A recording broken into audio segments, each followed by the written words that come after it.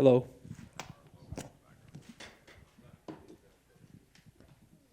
Yes, good. Claudio, over here. We're only a few days away from your fight against Dan, so I'm curious, what are the emotions leading up to this fight here inside Madison Square Garden? Well, the emotional control is a very important part for sure. You know, getting a big fight on a big stage. But, you know, it's just something that I've been looking for a long time. I'm just very happy, honestly, that to be here, to be part of this card. And, you know, it's history, you know, one of the best cards in the year. That's what I dreamed of when I was a kid, and now it's happening. When you say this is what you have been working for, do you mean fighting in Madison Square Garden, fighting someone like Dan, both of them together at the same time on this card? What exactly do you mean? Yeah, fighting on the big stages, fighting in these kind of cards, and amongst some of the best fighters in the world. That's where I want to put my name in some of the best fighters in the world. And when they offered you Dan as an opponent, were you happy with this matchup when it was presented to you? Yeah, absolutely. I asked for it many times until it happened. Why specifically did you ask for Dan? At the moment, I was looking for someone who was ranked, and one of the only names that didn't have a fight schedule was Dan.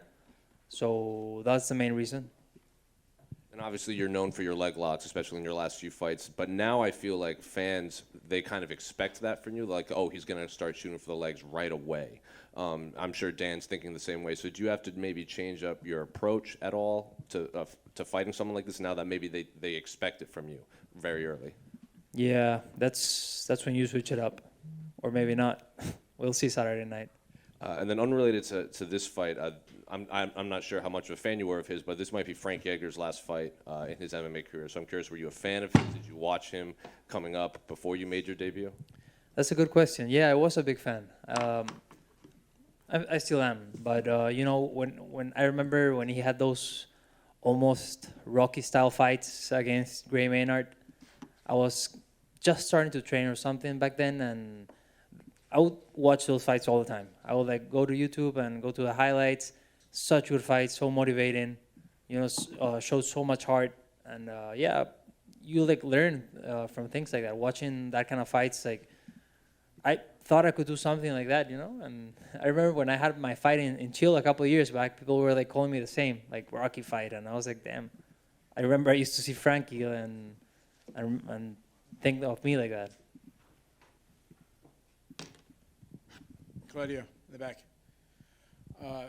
This is one of the most loaded cards in UFC history. It's probably the biggest one of the year. You're right now scheduled to open up the pay-per-view. What do you think that means? Like, you know, what the UFC thinks of you? Yeah, I thought about this before.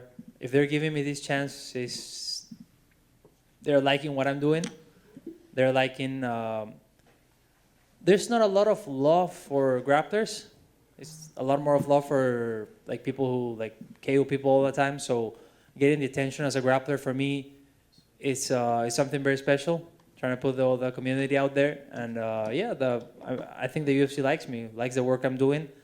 Fifth straight victories is like no mistake. So I'll try to make it 6 Saturday night.